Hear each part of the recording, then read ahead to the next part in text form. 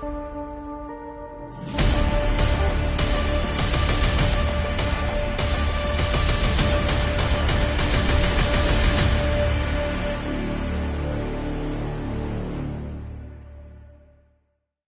nunggu air panas buat mandi, yuk kita lihat 5 kota dengan angka kriminal paling tinggi di Indonesia. Pada urutan kelima, ada kota Bandung. Menurut data Badan Pusat Statistik tahun 2022, tercatat sekitar 2.600 kriminalitas di kota ini, mencakup pencurian, pembegalan, perampokan, dan penipuan. Urutan keempat ditempati oleh kota Palembang yang mencatat sekitar 3.200 kasus kejahatan. Angka kriminalitas meliputi pembunuhan, penganiayaan, KDRT, pemerkosaan, dan pencabulan. Di peringkat ketiga, kota Makassar dengan lebih dari 5.400 kasus kejahatan. Jenis kejahatan yang paling banyak terjadi di kota ini adalah pembegalan, pencurian, dan penghilangan nyawa. Kota Medan berada di posisi kedua dengan sekitar 7.700 kasus. Total ini mencakup pembunuhan, kekerasan, pemerkosaan, dan obat terlarang. Dan pada peringkat pertama sebagai kota dengan tingkat kriminalitas tertinggi di Indonesia adalah kota Jakarta. Pada tahun 2022 terdapat lebih dari 8.100 kasus kejahatan di ibu kota negara ini, termasuk di dalamnya perampokan, pembegalan, dan penghilangan nyawa. Banyak teori-teori dalam kriminologi. Salah satunya yang kita akan bahas sekarang adalah socio-ecological theory. Socio-ecological theories ini juga menjadi sebuah teori awal berkembangnya kriminologi. Dan ini banyak dikaji di Amerika. Pada awalnya, perkembangannya terutama di Amerika, kriminologi memfokuskan penjelasannya tentang kejahatan dengan mengkaitkannya dengan kondisi yang terdapat dalam lingkungan perkotaan. Di Amerika itu setelah kriminologi berkembang di awal abad ke-19, banyak melakukan penelitian tentang kejahatan di perkotaan. Setelah Emil Durkheim, pengaruh pemikiran Emil Durkheim itu berkembang di akhir tahun 1800. Makanya saya selalu bilang sama mahasiswa yang datang ke saya, Jakarta ini merupakan laboratorium kriminal. Sebenarnya potret bagaimana orang Amerika dan kriminolog di Amerika dan Eropa itu sebenarnya sudah terjadi. Tinggal kita sebenarnya mengulangnya. Jadi bagaimana dulu perempatan Coca-Cola, ya perempatan Cengkareng, kawasan Kumuh. Sebenarnya kriminolog dulu sudah mempelajari. Jadi memang rata-rata penelitian tentang kejahatan itu dimulai di perkotaan. Perkenalkan, kita dari kelompok 7 dari Universitas Formula. Di sini kita akan mendiskusikan kebijakan kriminal. Saya Iris Fadila, di sebelah saya ada Rina Sigandi. Saya Rina Malami. Saya Nana Sarafadina. Kita lanjut ya. Guys, tugas kapsel minggu depan tentang kebijakan kriminal nih, ada yang udah baca-baca belum? Iya nih, aku baru baca. Intinya kebijakan kriminal itu cara masyarakat menanggulangi kejahatan. Yang menarik itu ada 2 pendekatan, yaitu penal sama non penal.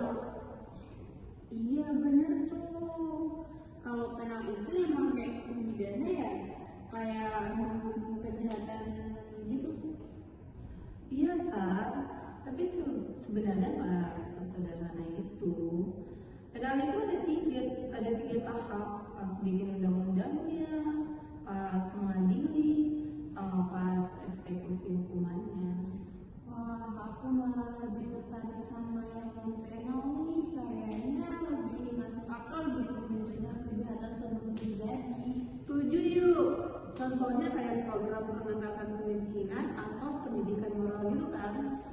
Tapi guys, kalau dipikir-pikir di Indonesia kayaknya masih lebih fokus ke pendekatan penal ya. Buktinya penjara pada overload. Nah iya, padahal kan harusnya seimbang tuh antara pencegahan sama penindakan. Kayak kata dosen kemarin ya, kebijakan kriminal itu bagian dari kebijakan sosial yang lebih besar. Tapi kalian tahu nggak sih teori-teori dasar kebijakan kriminal? Aku baru baca dari buku Prof. Belanda Nawai Arif nih. Yang mana tuh dia? Yang kriminal policy atau yang mana? Dua-duanya sih.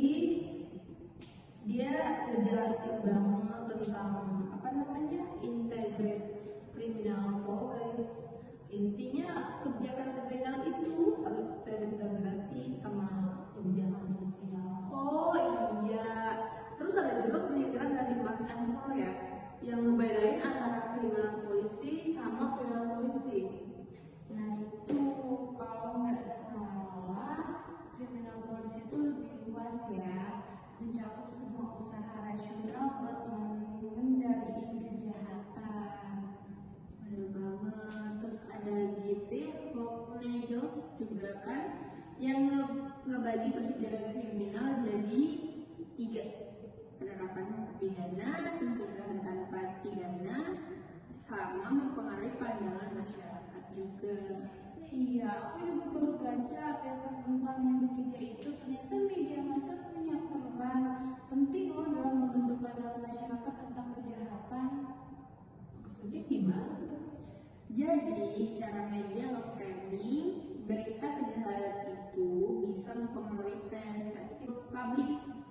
Misalnya kalau media-media terus-terusan fokus ke hukum, misalnya masyarakat jadi mikir kalau hukuman itu satu-satunya solusi.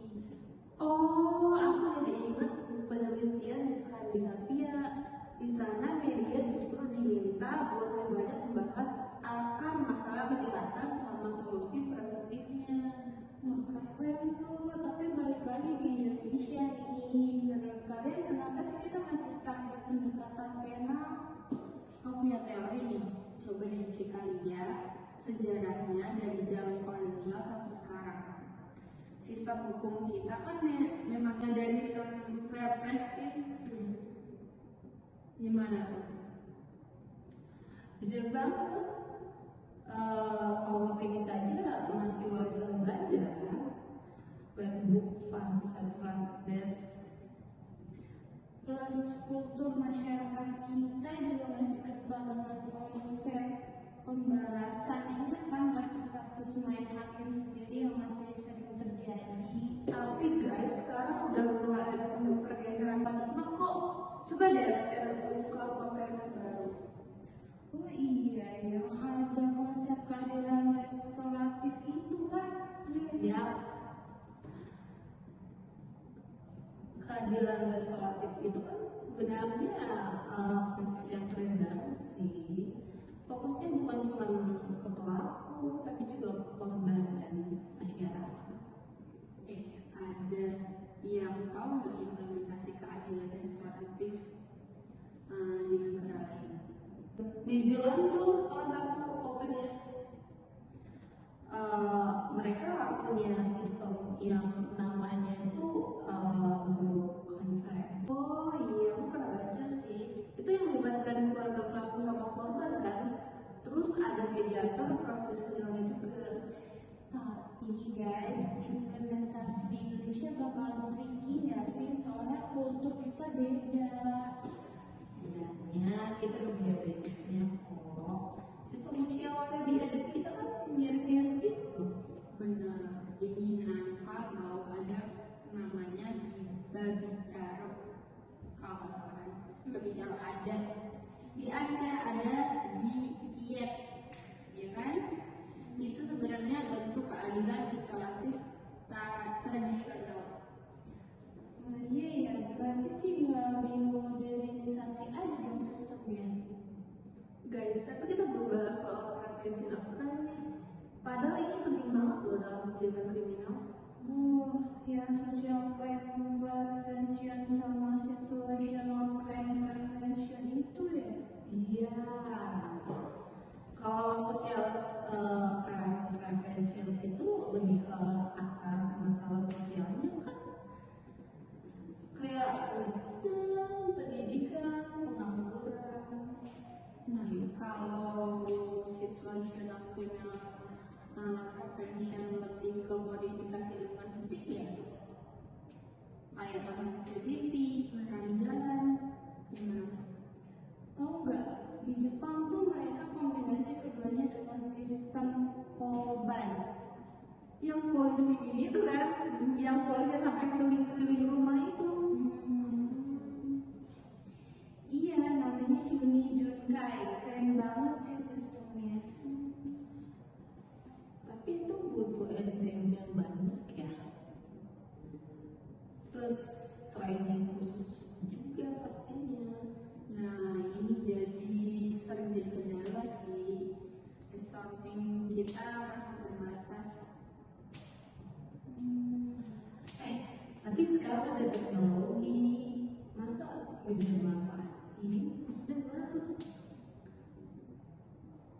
Ya kayak smart city gitu, pakai AI buat prediksi crime hotspots. Sistem early learning berbasis big data. Oh iya ya, di Amerika udah mulai pakai yang predictive policing gitu kan? Tapi itu juga ada kontroversinya sih. Ada risiko apa namanya bias algoritma itu. Benar, soalnya data yang dipakai buat mixing learning mengalaminya bisa jadi udah biasa dari sananya. Jadi kesimpulannya gimana nih? Kebijakan kriminal yang ideal itu gimana? Menurutku sih harus holistik, gabungan pendekatan penal sama non penal, tapi dengan porsi yang tepat. Terus harus berbasis bukti ya, evidence based policy making gitu. Terus jangan lupa harus sesuai dengan konteks lokal juga. Gak bisa copy paste kebijakan dari negara lain. Dan yang paling penting harus ada political will dari pemerintah. Bener banget, soalnya kan ini butuh koordinasi lintas sektor. Guys, udah mau masuk nih, besok lanjut lagi yuk, masih banyak yang belum kita bahas. Kayak apa tuh? Kriminologi bisa, terus kebijakan kriminal buat keren juga. Boleh tuh, sekalian kita bahas juga soal cybercrime. Oke deh, besok jam berapa? Jam sama. Siap, aku udah itu ya. Oke. Sip, besok kita bahas. Oke guys, gitu dulu diskusi kita tentang diskusi kebijakan kriminal. Dan Jangan lupa di subscribe. like and comment. Diskusi ini dipersembahkan oleh seminar kita dan juga Tirta Sosmita. Apa dulu ya guys? Sampai ketemu di pembahasan. 911, what's your emergency?